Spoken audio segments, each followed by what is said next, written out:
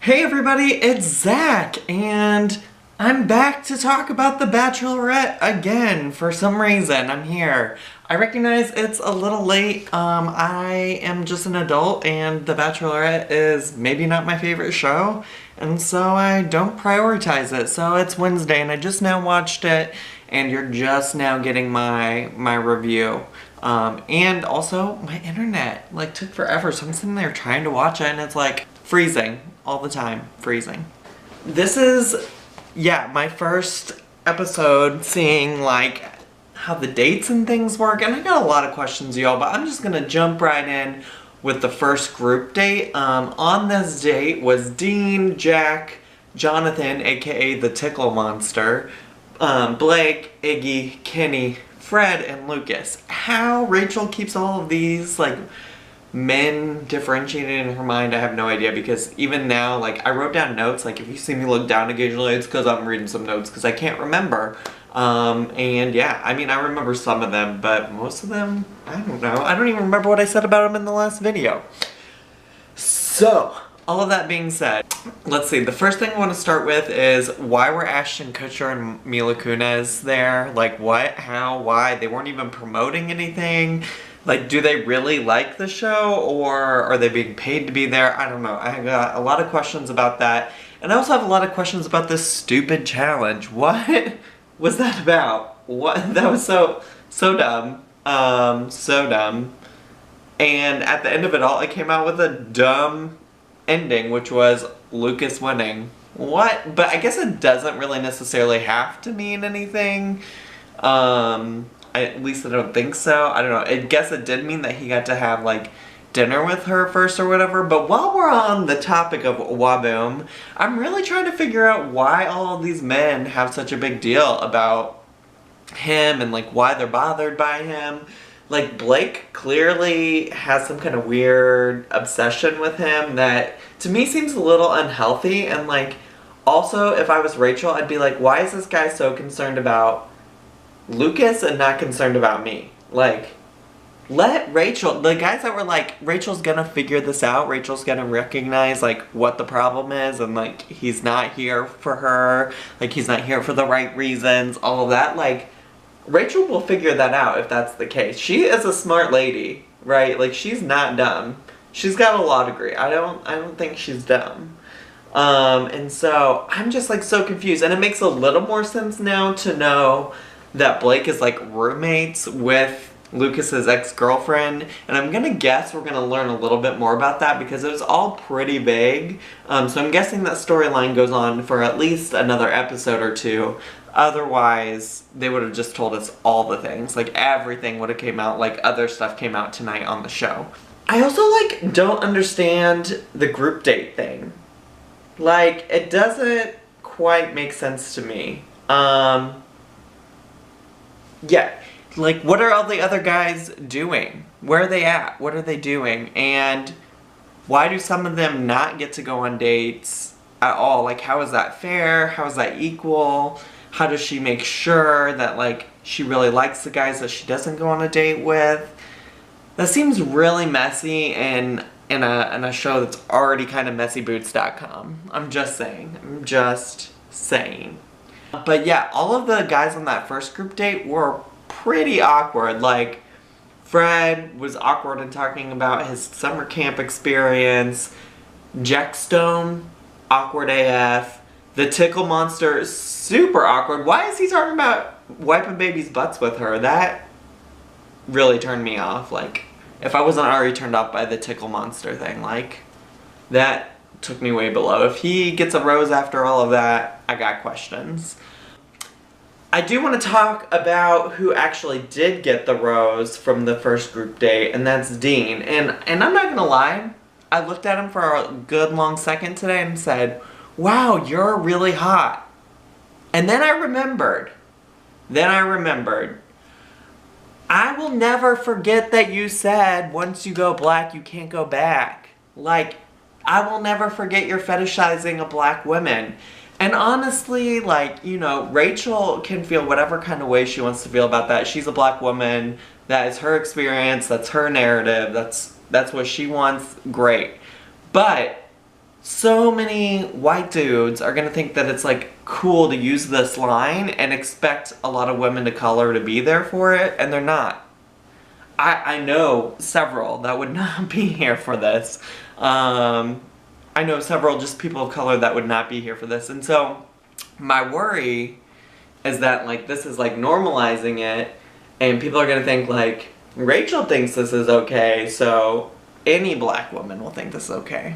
And it's, I don't know. I mean, I'm not a black woman. I don't want to speak their truth, their narrative, but I still feel very uncomfortable about all of that. Just putting that out there. So that's pretty much the first group date. Then Peter had a one-on-one date, and I'm not gonna lie. At the beginning of this episode, they showed Rachel with her dog, and I thought, man, this show would be so much better if they just showed the dog more frequently.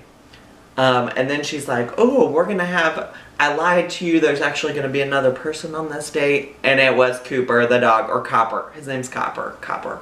So, you know, when you think there hasn't been enough dogs, bring on Cooper and the Bark Fest. Oh my god, I just called him Cooper again. It's Copper.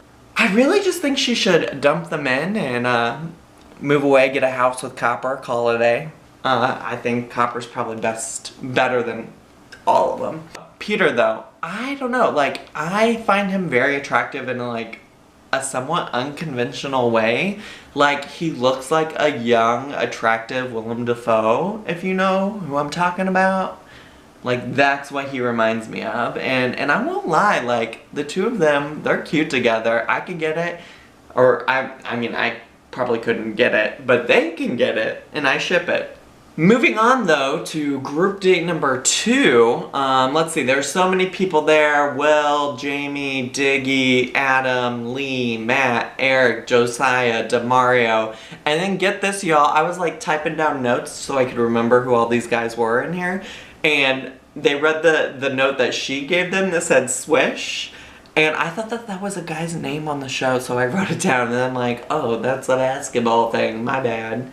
But again, with these, like, celeb endorsements, like, how much do they pay these A-list celebrities to lower themselves to these standards? Like, Kareem Abdul-Jabbar, like, I don't even know basketball, and I know that he's, like, a big deal in basketball.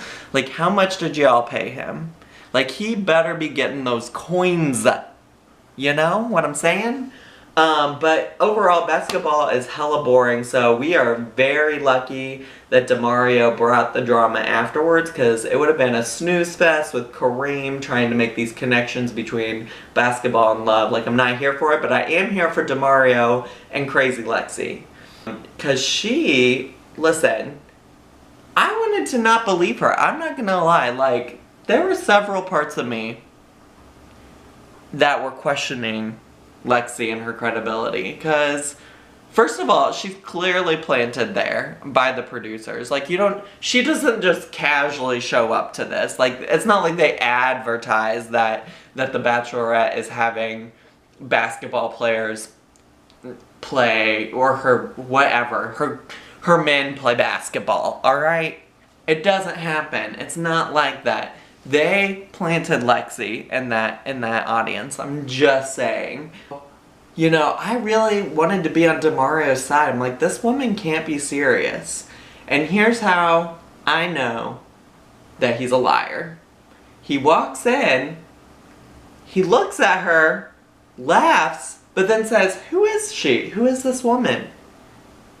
Not 2 seconds later is he justifying everything to Rachel, or trying to justify. He clearly doesn't do a good job because Rachel sees right through that BS. Yeah, but Lexi really needed to calm it down. Like, she would have served herself very well to just show the receipts, pull them out, say, Rachel, I want to return on this guy that I once purchased, and with this return I got these receipts. It's not been 90 days.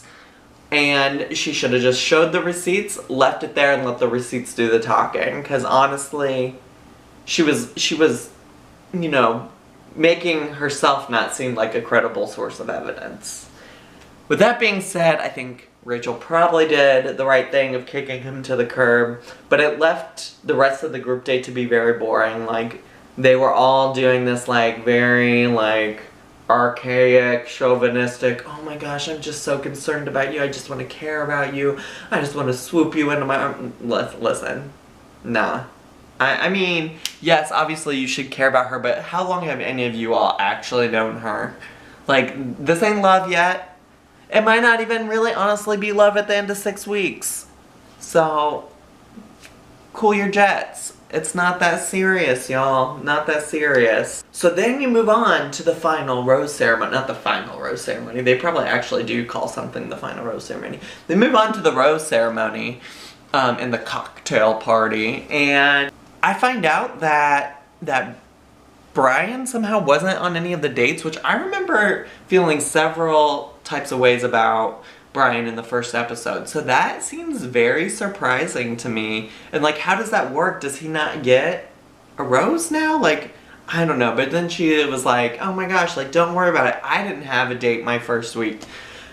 So that's very baffling to me. And what has he been doing for the past 3 days? Like, knitting? I don't know. I don't know. But shortly thereafter, DeMario comes back. And honestly, dude, like, why are you trying? Why are you trying it?